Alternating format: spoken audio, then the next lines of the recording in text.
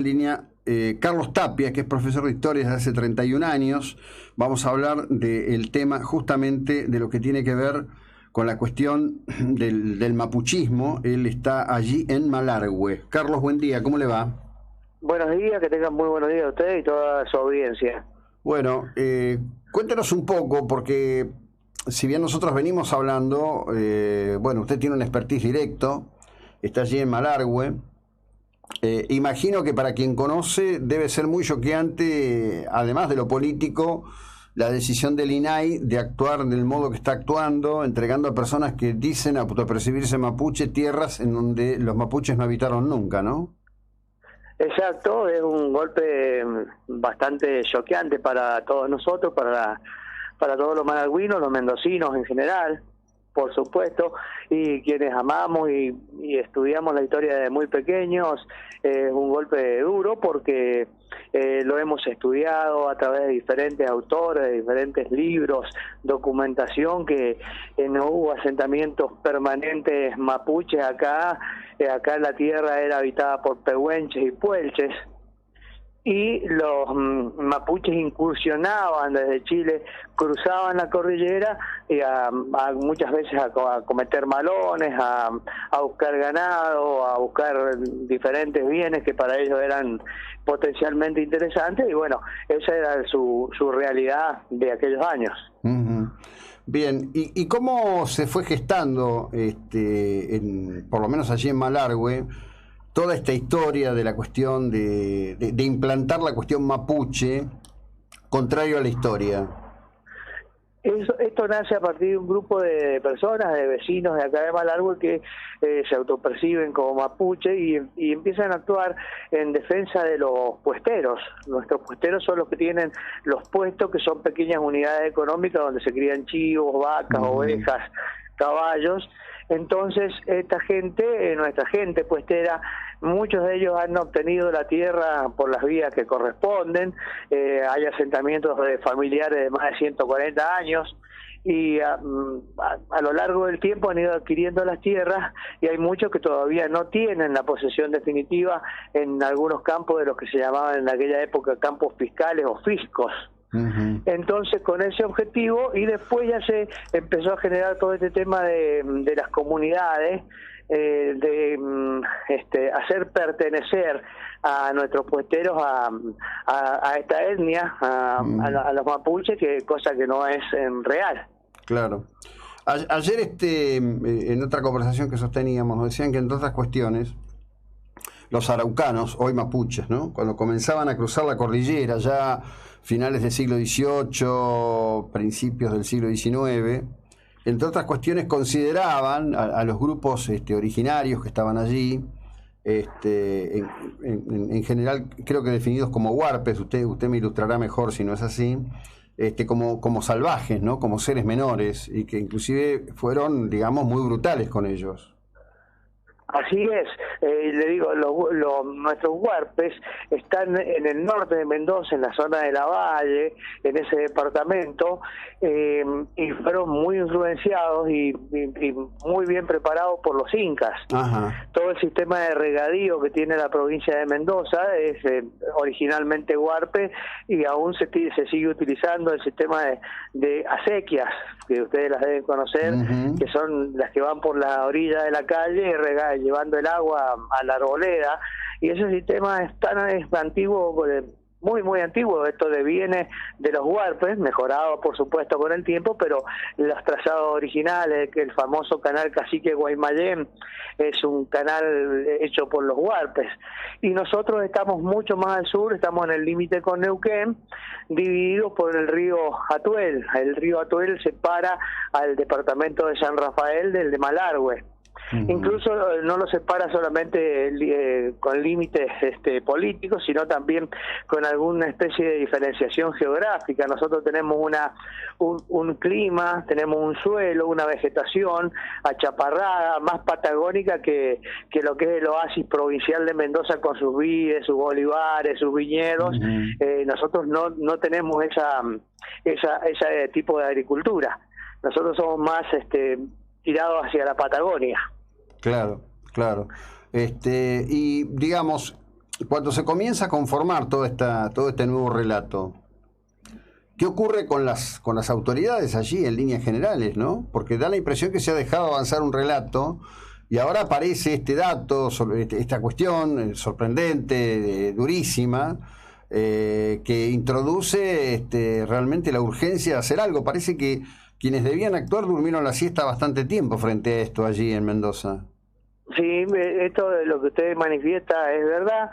Se ha trabajado muy bien en la provincia de Mendoza con la comunidad huarpe, que sí existe, que es una etnia que está enclavada, como le digo, en la zona de la Valle, precisamente en Laguna de Guanacache, donde se ha hecho un trabajo muy bueno, pero en relación al tema que nos ocupa, como usted dice, las autoridades no tomaron inmediatamente cartas en el asunto porque lo vieron quizá algo como medio como pasajero, quizás medio folclórico, por así decirlo, ¿no es cierto? Claro. Y lo dejaron pasar, y como no tenían aspiraciones belicosas ni aspiraciones de tomas de terreno como sucede más al sur de nuestro país, es como que se dejó avanzar desde el verbo, se dejó avanzar, y bueno, hoy tenemos estos resultados. Qué buena expresión esa, la voy a emplear. Desde el verbo se dejó avanzar, es así, que callo otorga, ¿no? Sí, señor. Hoy va a haber una marcha, una caravana de mendocinos. Decimos no a la cesión de tierras a falsos mapuches. Bueno, parece que por lo menos comienza una contraactividad con expresión pública, ¿no? Así es, y es una marcha que está realizada para el día 18. Ajá. Para el 18. Nace de la propuesta de un vecino de Alvear, del departamento de General Alvear, vecino nuestro, colindante con Malargüe, y tuvo muchísima aceptación en la ciudadanía. Yo ayer casualmente estuve hablando con uno de los, me llamaron uno de los organizadores, porque quieren hacer una marcha absolutamente pacífica, explicando dentro del marco histórico, documental, por qué no entendemos que no hubo asentamientos mapuches, que no tiene nada que ver con el reclamo que hacen en nuestros puesteros de sus tierras para la ganadería.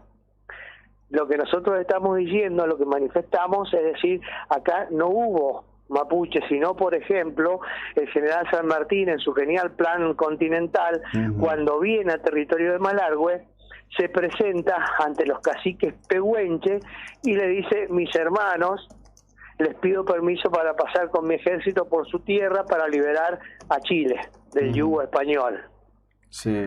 Si hubiera habido mapuches, obviamente San Martín con su estrategia hubiera hablado con los mapuches, no con los pehuenches. Claro.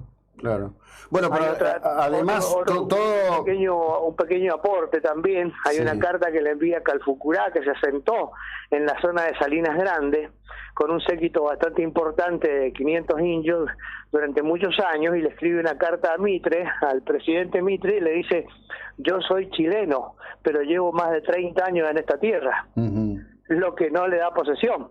Claro. Sí, bueno, pero fíjese usted qué curioso, ¿no? Cómo se juegan estas cosas, ¿no? De Osvaldo Bayer para acá se creó una falsa épica demonizando a Roca, ¿no? Como asumiendo que Roca era el mal y el hombre blanco era el mal, ¿no? Y cuando se revisa la historia, digamos, en principio, no existe historia humana sin violencia, desafortunadamente, desde el origen de los tiempos. Y por otro lado, está muy claro, y va surgiendo la documentación, así lo expresa, y es bueno poder contarlo y decirlo, que la violencia también era instrumento de los araucanos, hoy mapuches, cuando cruzaban la frontera para robar ganado fundamentalmente, y hacer tráfico de personas con las mujeres esclavas, ¿no? Con las cautivas. Exacto, y aparte tenga en cuenta también que este peligro que significaban las incursiones de mapuche araucana de la Araucanía hacia el territorio mendocino produjo que caciques pehuenches fueran y se entrevistaran con el virrey Sobremonte para pedirle protección ante el pillaje, porque ya no los podían contener, y ahí nace el fuerte San Carlos, en el departamento de San Carlos, provincia de Mendoza, como una avanzada para contener este tipo de invasión. Y en relación a lo que usted me decía de Roca, yo me vuelvo atrás en el tiempo, siguiendo lo que usted dice de Osvaldo Bayer. Si Roca lo acusan de haber exterminado a la población, supongamos que hubiera habido mapuches que también hubieran sido exterminados por él, lo que nos dice la historia es que a Roca lo ayudaron parcialidades de indígenas argentinos en la campaña. Y por otro lado, si fue tan grande el exterminio, ¿por qué ahora surgen tantos descendientes? Sí. Significa que no cometió el exterminio que dicen que ha cometido. Si hay tantos descendientes ahora que se autoproclaman mapuches, no lo entiendo pero, yo la relación. Amén de eso, usted como historiador lo sabe mucho mejor que yo, que la cuestión de genocidio que se emplea es una figura ahistórica, en el sentido que el genocidio fue definido después de la Segunda Guerra Mundial a partir de la Shoah.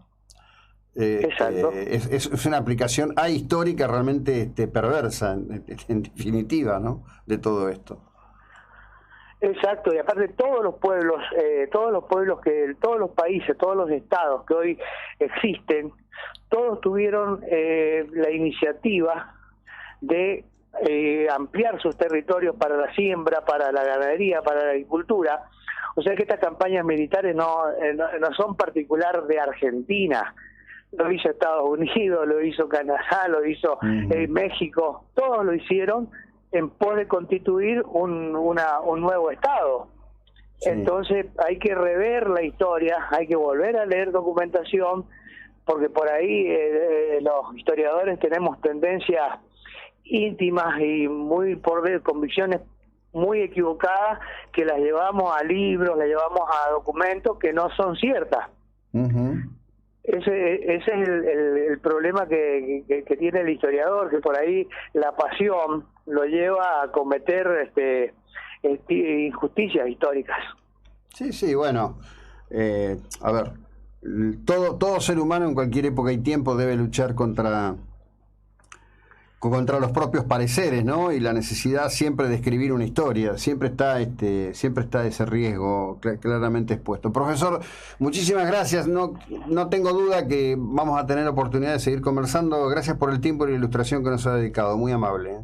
No, muy amable a ustedes, y un abrazo grande, y gracias a todos los marplatenses, a ustedes y a todo el país, ¿no?, por esta preocupación ciudadana que está ocurriendo en esta situación, que si de prosperar, me parece que no tengamos duda que van a ir por otros territorios más, en otras provincias y en otros lares.